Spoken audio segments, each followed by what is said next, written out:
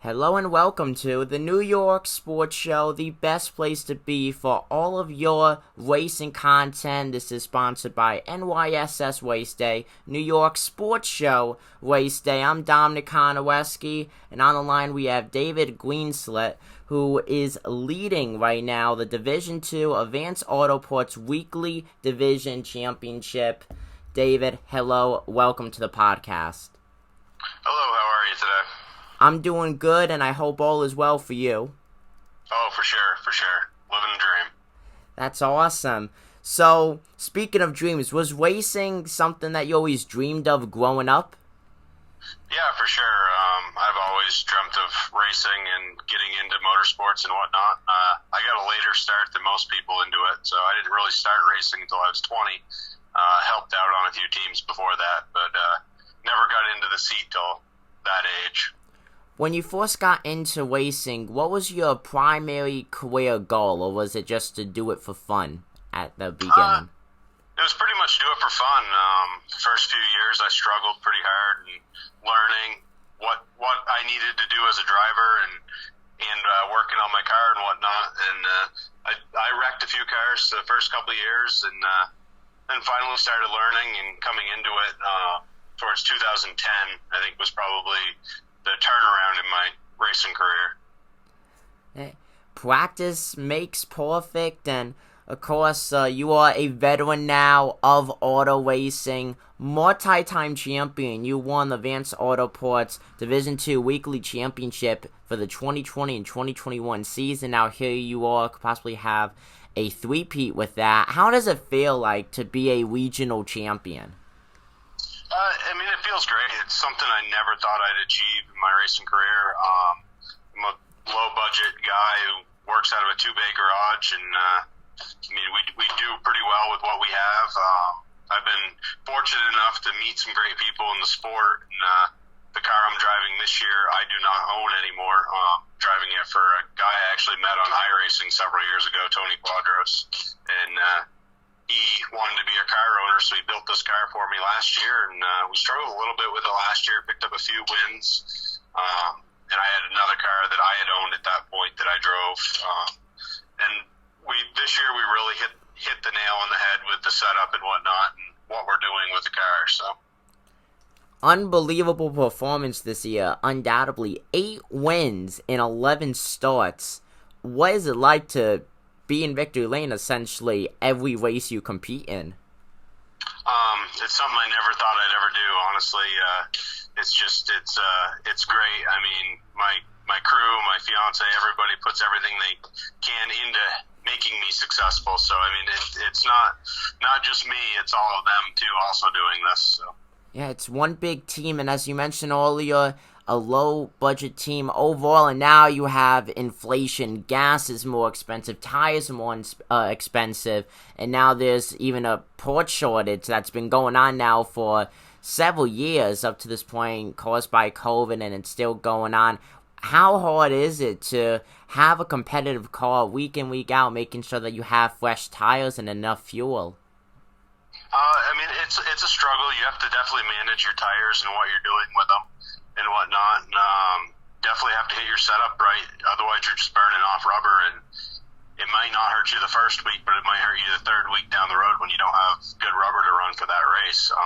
We're on a 1 tire a week budget, and that's what the track's making us run. Fuel prices have gone up to $14 a gallon now. And just pretty much everything has. Just to get to the track, it's costing us a lot more money. Luckily, we're running local. We're about 10 minutes from Claremont Speedway, where we've been running weekly, and that makes it nice because they don't have the added fuel cost to get to the track.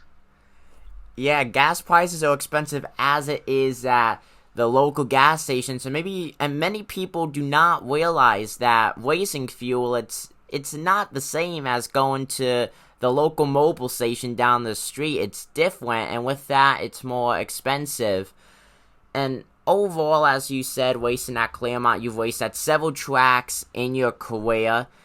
What track would you say is the best track? The track that you're looking forward to going in and week out?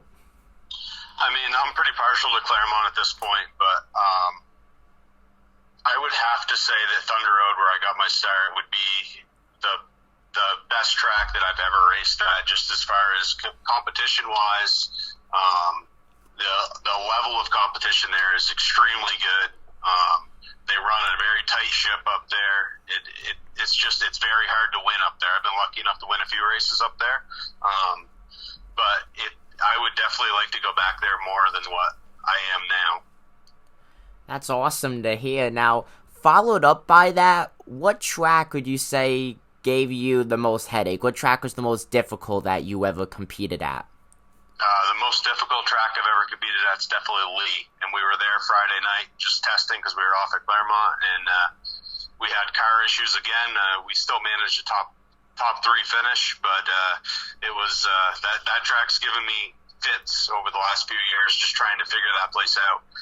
The lack of grip that's there, and just how you have to race the track. It's definitely a very difficult one. Yeah, it sounds difficult, but that also says a lot of how good of a driver you are, though. If your car was giving you problems and you still managed the top 5 finish, that is more than impressive right there. Now, overall, David, you've been in fenders essentially your whole career. What made you go with the fender side instead of open wheels like modifieds or even sprint cars going to the dirt side of things?